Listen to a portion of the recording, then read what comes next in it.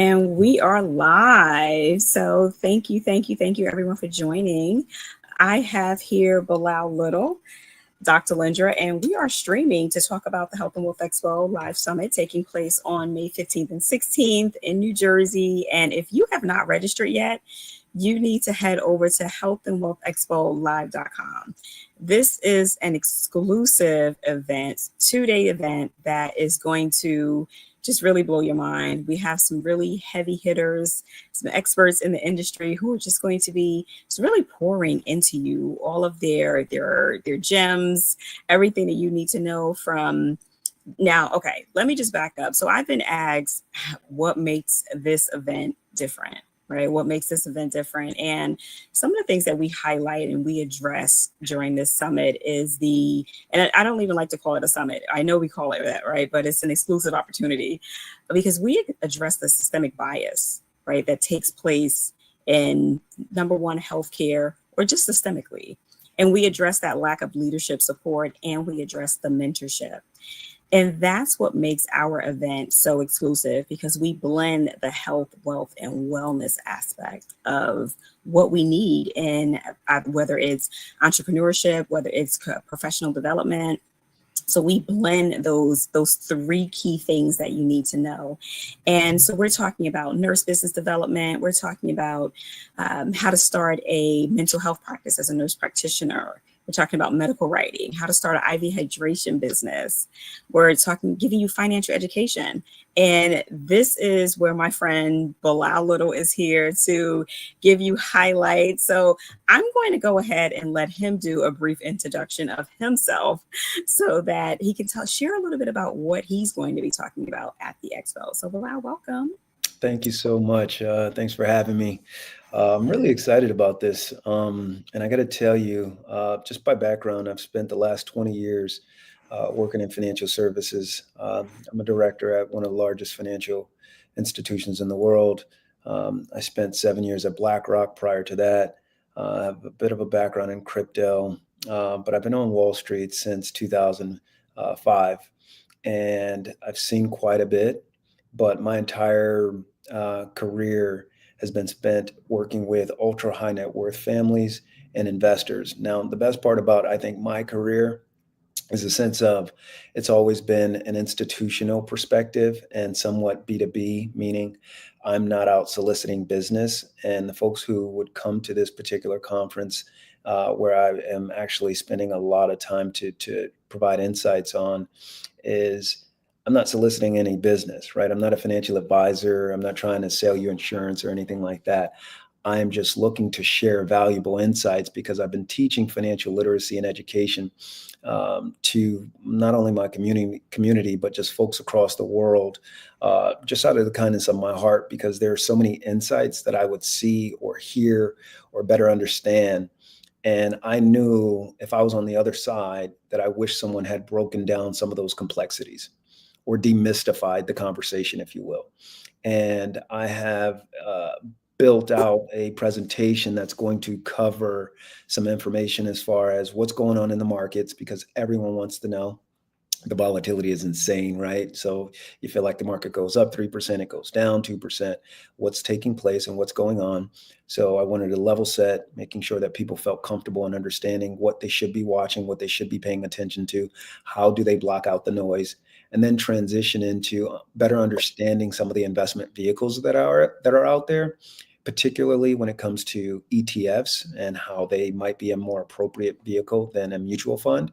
And again, this is just volunteer information that you should know, you should feel comfortable with.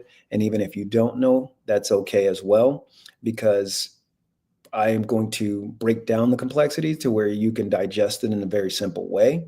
But then also, if people have questions about other areas of, I'll say, interest, it's usually around crypto and should I be buying Bitcoin or should I hold something else? No, I'm not going to be able to provide direct financial advice, but what I will provide is the insight for you to do your own research. And I think I've spent probably 2 or 3 thousand hours on crypto, and I also have like a certification from MIT. Like I've gone deep down the topic and understand that the utility is much more important in the sense that the internet was built without security, and this technology is really, really important. And because you can participate through coins or whatever it is, there's a nice opportunity for you to participate in some of the build out of the next generation of technology. So I'm going to cover a lot of that stuff, but ultimately it's going to be a conversation because I don't like to talk at people. I prefer to have a conversation and to make sure that they get what they're looking for. So if there's a question that is in the front part of my discussion, let's answer it. And I'm sure you're not the only person with the question. There's likely somebody sitting next to you. And health is wealth. And it's funny because I saw a quote the other day, and I think it's important to say this, is that, people have 1,000 problems every single day until they have one health problem. Mhm. Right. So the fact that you're doing a timely summit on both health and wealth tied together, they are not mutually exclusive. They are directly linked in so many ways and facets of our lives. And yeah, so I'm excited to be here, excited to have these conversations and really to help drive, um, I would say, the dialogue to where Mhm. people can have conversation. I can appreciate that. It's so funny. I was just on the phone with a family member earlier today, and she and her husband are heavily into investing, and she said she was looking at her retirement, and she said she's like it's just not good, is how she put it, and she said but that's everybody, right? Like it's everyone, and when you think about questions, these are the type of questions that I want people to bring to the summit.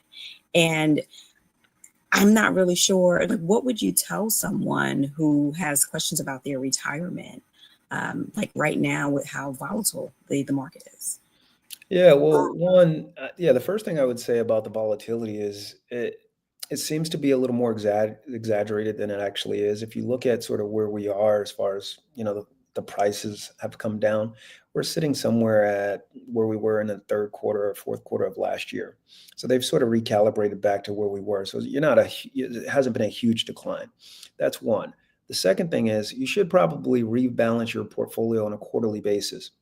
Most people don't. So they sit there and they leave their portfolio and they buy something, they hold it for a long time, which you can do. But in retirement accounts, you can actually make some of these changes without incurring actual taxes, right? So one of the things that people haven't paid attention to is international equities have actually done somewhat better than US equities in this environment. Not only that, but obviously there's been this sort of constant market insight around gold.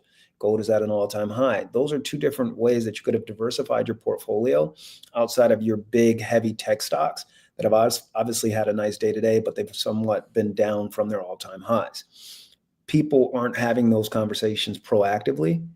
I would say, even if you're worried about your retirement, there are different parts of the market. And I said this the other day to a friend, money tends to go where it's loved most. Right? So Like that. if you want to spend it on that stuff that you love so badly, that's fine. You shouldn't have your portfolio be reactive. You should be proactive in your portfolio because it is your retirement and you should love a focus on your retirement. So spend the time to understand what your investment objectives and opportunities are. I'm so glad that we're having this conversation because, and I appreciate how you mentioned that you enjoy sharing this information to the community because far too often these are not conversations that we've had at the dinner table, right? If you didn't grow up with someone in finance, or if you just didn't grow up having these type of conversations, how do you get to know this information? Mhm. Well, look, I mean, look, the truth of the matter is most people don't read enough. They'll read about their vacation, they'll read about the clothes they want to buy, they'll read about whatever item they want to buy as far as like material goes. But when it comes to their investments, they tend to have a reactive nature to it. And I don't know why. I don't necessarily know if it's complexity. I don't necessarily know if it's they haven't found what sort of sparks them. Everybody loves gain, right? So meaning like we love to win, but we hate to lose. And those are innate characteristics. But at the end of the day, I think people should try to find what makes them excited about investing. And it's more than just the money because You're trading a lot of time. Everyone works to a certain extent. So you're either trading time for money or whatever that looks like for you. But you should be thinking about different aspects of employing your dollars. As little employees of Bilal Little, every single one of them should go to work every day. And that would make me a happy person. And if people cared, I would say spend the time reading, find the financial gurus that break down the markets that you care about, rather that is US based stock investing, rather that is real estate, rather that is crypto.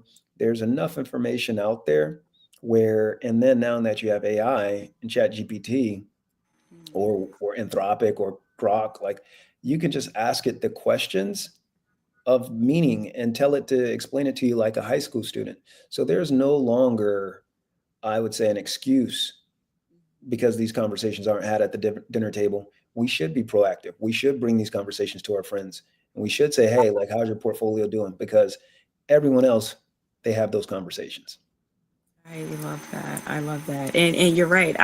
That's my motto. When you talk about stop trading time for money, right? So as a healthcare professional, as a nurse, I'm gonna be completely real with you. If there's something that we want to do, what we do, we go work another 2 days, right? We Mhm. go work another couple shifts. And Mhm. in the healthcare world, especially in the nursing world, a lot of times we're working three 12-hour shifts, right? Mhm. Just normally on average. And when we want to go on a vacation, we'll be, oh, I'll pick up another shift, right? So we're trading that time for money, to your point. And that's exactly what I encourage all of us to get away from, because we burn ourselves out Mhm. making someone else rich instead of ourselves, right? Yeah, you have in that moment that vacation, right? Or maybe you're doing it to put your kids through college or to buy that Mhm. house. And but there's so many other ways you can have passive income streams, which is why the Health and Wealth Expo Live Summit is so important. And I'm excited about your conversation. I can't wait to sit there and just be taking notes myself. So I so appreciate it. I mean, and I want to hear from you. Why do you think people should come?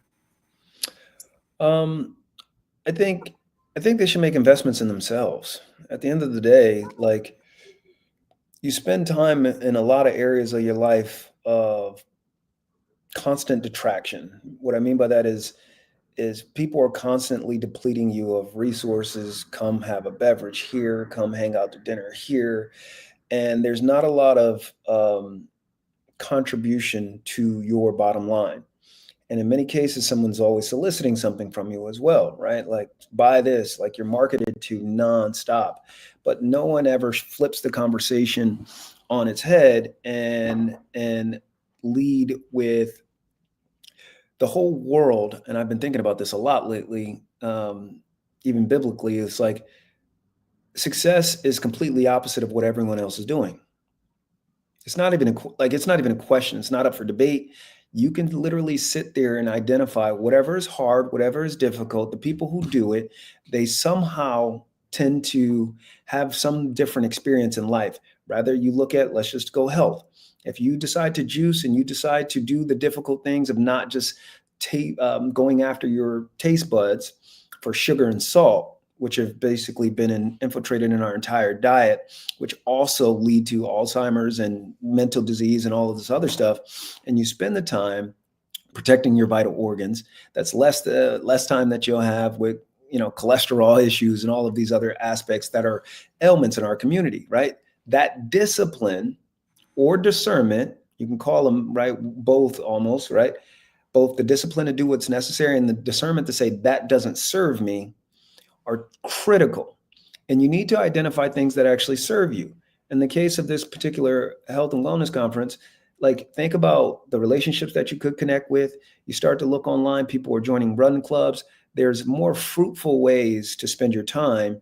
And I think this conversation is vital. But then the fact that you're tying in a critical aspect of society, which is finances, you can't miss because money is ingrained and ingratiated in everything that we do. There is nothing that you can't do without having to deal or interact with it. So to not have a good command of the subject matter is on you. And you're likely having financial troubles or struggles because of yourself. And anytime that I am trying to commit to being better at anything, yes, I can go somewhere and I can ask some questions, but actually, I kind of go back to this because I can't stop reading about it when Jesus constantly talks about, like he literally constantly talks about, like, have you not read? Go back and read. And I cannot get this out of my head because all of the information that you want, it does not matter where it is on the spectrum. If you spend the time reading, at least understanding, you can make more informed decisions. It's just a fact of life. So you should be here. The people should come to this conversation, not just to hear me, but to fellowship with like-minded people who can help pull you towards your goals, right? Not just to just sit in a room and sort of have your notebook out. You want to get around people who have discipline, who are looking for the same things. And like, you can literally tell that your situation could change overnight. That's what it's about. It's about being in the right rooms, one decision, one event. And I'll just share this quickly before we go. So thank you so much. Yeah. I have a colleague who she attended one event and she had just had a baby and there was an event that she wanted to attend and she caught a cab. And I think I've shared this story before. She caught a cab. She had to catch a cab, a bus, and like a train or something. And she almost didn't go, but she attended that one event and it changed her life. And now she has a business partner. Her business is thriving. She coaches other nurses. And it's just, I can go on and on, but Mhm. it's just one decision. And we're all just one decision away. And to your point, I appreciate how you said you have to choose you and you have to be willing to invest in you. That's really the bottom line. And whether that's, like you said, reading, whether that's being in the right rooms, networking with like-minded people, or whether it's money, right? Like everything can't be free, right? So to your point, I appreciate that. And with that being said, guys, make sure that you run, not walk. Head over to Health and Wealth Expo live.com. Join us on May 15th and 16th. Be in the room. Bring your questions for Bilal Little. Like, just don't come just to hear him speak. Make sure that you come and bring your questions so that you can be a part of an engaging conversation. So thank you so much for joining. Thank you for all your insights. Is there any last words before we go? Just let me know. If not, we'll go ahead No, and I just wrap it think people need to choose themselves. Anytime something like this is in your backyard, um, I would be there. And the reason that I'm coming, I'm letting you know, like I'm flying down from Toronto. I'll be up. I'm going to I'll give you a perfect example. I'm investing in myself, but also in our business, for the company I work for. I'll be headed up to Toronto, for the consensus conference on crypto. And like, it's a massive conference, but I'm coming down a day early to make sure that I'm at this particular event. And I'll be able to share insights from that. But the whole point is I'm constantly investing in myself as well, right? And if we continue to do that, it's impossible for us not to level up. So I'm looking forward to seeing everybody on the all 16th. right. I love it. I love it. Well, all right. Well, thank you so much for joining us this evening.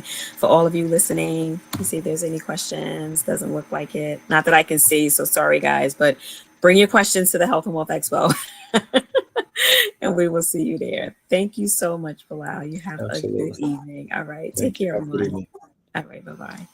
Bye.